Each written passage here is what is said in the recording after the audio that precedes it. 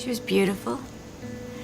She was sunshiny, and she was also an old soul, even before she was diagnosed. Caroline was throwing up. Libby took her to IU North up at 116th and Meridian, and she was there for hours and hours, and she probably left at about 6 o'clock in the evening. And then after midnight, I got a phone call, and she said she has cancer. Well, we always, from the initial diagnosis, we always knew.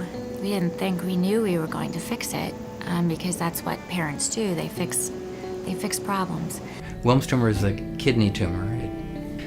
If you have favorable histology, run-of-the-mill Wilms tumor, your chance of being cured of that Wilms tumor is probably in the order of 90% plus. So it's one of the most curable cancers in children or adults. Her tumor was probably one of the most aggressive Wilms tumors that I've ever seen.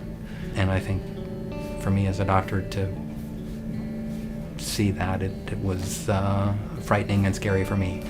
Literally, we're trying to sort out what would give her any chance at all. It was just brutal watching her. And after that, the cancer was back. She never stood a chance. She never caught a break. But we have to say, with all sincerity, she did not complain. She didn't cry.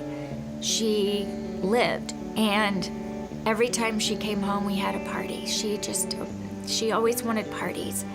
And once they sent us home and said she's going to die, she's terminal, we called a couple of friends and said we have to have a party. And David called people and filled the place full of kids and parents. And at the end of the day, he took Caroline aside and said, "How was your day, honey?" And she said, "Daddy, it was the best day of my life." And 5 weeks later, she was dead.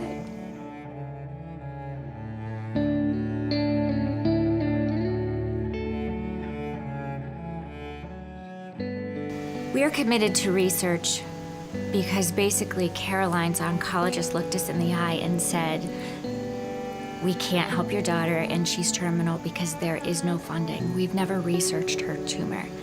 Then it became about never having another parent have to listen to those words, and this is our commitment. $5 billion a year is spent on cancer research. Only 4% of that money goes to pediatric cancer research. It's an incredibly small percentage. It's pretty hard to say no to a child.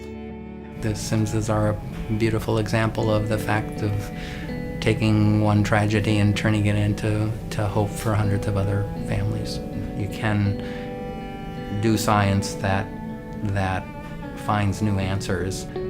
The only thing that's holding back that kind of science is just the funding to carry it out. There was no better avenue than Riley Hospital, and that is why we're so adamant about raising research money within this state and keeping it in this state at the hospital. Caroline lived, and she died. She was just quite a special girl, and she touched many people. We are very, very lucky that we had her, and she was a gift.